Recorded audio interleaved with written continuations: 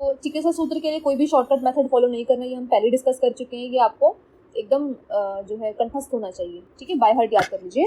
तो क्या बोलते हैं चिकित्सा सूत्र में, वो बताते हैं वात उत्तरेषु सर्पी, कि अगर वात प्रधान है तो ऐसे कुष्ठ में क्या करोगे, सर्पी पान कराएंगे, घृत पान कराएंगे, ठीक है। दूसरा वमनम श्लेष्मोत्तरेषु, कि अगर कफ बाहुल्य है तो ऐसी कंडीशन में आप क्या कराएंगे, वमन कराएंगे, ठीक है, ये तो पता ही है। कुष्ठेषु, है ना। नेक्स्ट चलते हैं पित्त उत्तरेषु मोक्षो रक्तस्यै विरेचनम च अग्रही, यानी कि जो पित्त प्रधान कुष्ठ है उनमें सबसे पहले आपको रक्त मोक्षण और विरेचन कराना चाहिए, ठीक है।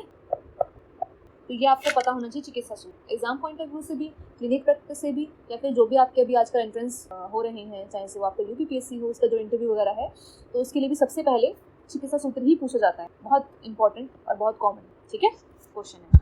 नेक्स्ट हम देख लेते हैं कि आचार्य चक्रपाणी क्या बताते हैं, उनका भी जरूरी है, इस पर भी क्वेश्चन आते हैं। तो चक्रपाणी बताते हैं कि यदि आपको छर्दन करना है, तो यानी कि वमन कराना है, तो आफ्टर 15 डेज कराना है, ठीक है ना, आफ्टर एवरी 15 डेज। तो 15-15 दिन काल बताया है उन्होंने, ठीक है। अगर हम बात करें, चलो पहले छोटे उससे स्टार्ट करते हैं। आचार्य चक्रपाणी बताते हैं कि यदि आपको नस्य कराना है ना, तो नस्य जो है वो आफ्टर एवरी 3 डेज, तो 3-3 दिन के काल पर कराना है, ठीक है। अगर आपको वमन या फिर छर्दन कराना है तो 15 डेज पर बताया है, ठीक है। अगर बात करें स्रंसन की या फिर विरेचन की, तो उसमें वो बताते हैं 1-1 मास, ठीक है। सिरा मोक्ष की बात करें तो सिरा मोक्ष को बताते हैं वो कि ईयर में 2 बार कराना है, ट्वाइस इन ईयर, तो 6 मंथ्स पर। तो इस पर भी क्वेश्चन आते हैं, ये भी जरूरी सेक्शन है, याद कर ले, ठीक है। नस्य आफ्टर एवरी 3 डेज, वमन 15 डेज पर, स्रंसन 1 मंथ पर, और सिरा मोक्षण जो है 6। ये चक्रपाणी को ओपिनियन। नेक्स्ट अब आप पूछेंगे कि वमन और विरेचन तो इंडिकेट कर दिया, लेकिन इसकी मेडिसिन नहीं बताया, है ना। तो हाँ, कुछ उन्होंने जो है फॉर्मुलेशन दिए हैं कि आप चाहो तो वमन जो है इससे करा सकते हो कुष्ठ में, ठीक है। तो वो भी देख लेते हैं, क्लिनिकल पॉइंट ऑफ व्यू से वो इंपॉर्टेंट है। जैसे कि अगर हम बात करें वमन की, तो वमन के लिए उन्होंने एक योग बताया है, वो क्या है, कुटज फल, मदन फल, मधुक, सपटोल निम्बर संयुक्त। क्या बताया उन्होंने वमन औषधि में, कि कुटज फल में क्या, मदन फल, मधुक यानी कि अष्टि, पटोल और निम्ब। तो ये आपको बताना है। ये 5 ड्रग्स का यूज करके आप जो है वामक औषधि कुष्ठ वाले पेशेंट को दे सकते, ओके। ऐसे ही विरेचन में भी उन्होंने स्पेसिफिक द्रव्य बताए हैं। तो विरेचन के लिए आप क्या यूज कर सकते हैं वो देख लेते हैं।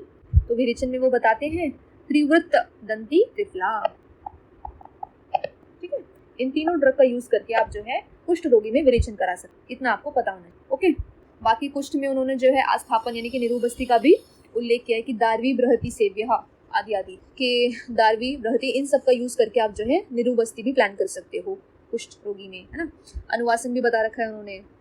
नस्य अगर हम बात करें तो वहाँ पर नस्य के लिए वो बताते हैं कि सैंधव दंती मरिचम फाणिजक पिप्पली करंज फलम, कि सैंधा नमक के साथ में दंती मरिच और जो आपकी ये है तुलसी है, सुरा है, उसका आप जो है बीज यूज कर सकते हैं, साथ में पिप्पली और करंज का फल भी यूज करके पपड़छन चूर्ण करके और प्रधमन नस्य दे सकते, है ना।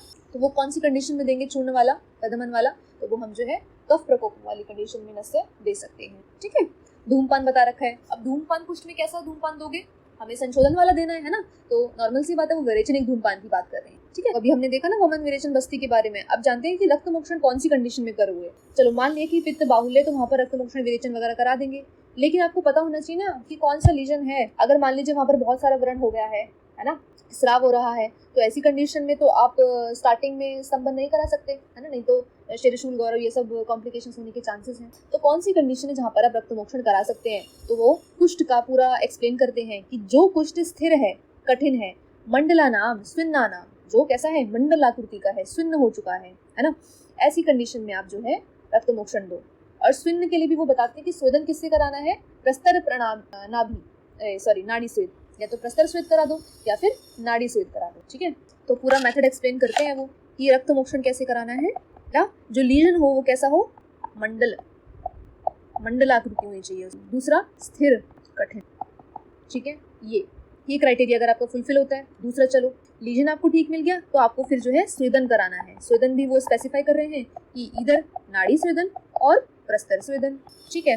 नेक्स्ट फिर वो बताते हैं कि कुर्च शस्त्र से विघटन करना है पहले हमें। तो ये क्वेश्चन भी पूछा जा सकता है कि कुष्ठ में जो रक्त मोक्षण बताया है वहाँ पर कौन से शस्त्र का यूज करना है, तो कूर्च शस्त्र से विघटन करना है। और बाद में दोषी प्रीडोमिनेंस के अकॉर्डिंगली हम इधर शंग यूज कर सकते हैं, या फिर जलों का यूज कर सकते हैं, या फिर अलाबू यूज कर सकते हैं।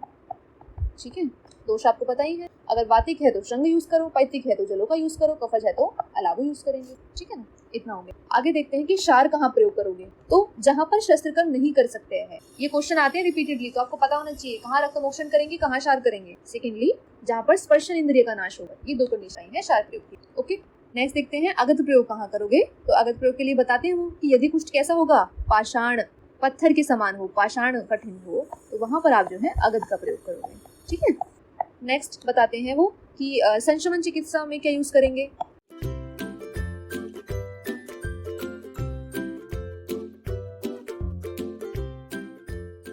तो संशमन चिकित्सा में बेसिकली आप जो है तिक्त और कषाय रस वाले द्रव्य यूज करने वाले हो। ठीक है, ये भी क्वेश्चन आ सकता है कि कौन से रस बाहुल्य का प्रयोग करना है आपको कुष्ठ में। ओके, तो 4 पॉइंट थे, ये जरूरी है, आपको पता होने चाहिए। पहला हमने देखा रक्त मोक्षण कब कराओगे, जब लीजन कैसा हो, मंडल स्थिर कठिन हो, है ना, स्विन्न करके उसके बाद कूर्च शस्त्र से विघटन करना है। बाद में दोषी प्रीडोमिनेंस के अकॉर्डिंग श्रृंग जलों का या फिर अलाबू का प्रयोग करेंगे। नेक्स्ट हमने देखा शार प्रयोग कहाँ करोगे, तो जहाँ पर शस्त्र कर्म कॉन्ट्राइंडिकेटरी हो, दूसरा स्पर्शन इंद्रिय का नाश हो गया हो, ऐसी कंडीशन में आप जो है शार का प्रयोग करो। ओके, थर्ड अगध प्रयोग पाषाण के समान हो जाए, और फोर्थ हमने देखा संशमन चिकित्सा में तिक्त और कषाय रसात्मक द्रव्यों का प्रयोग करेंगे। ओके, चलिए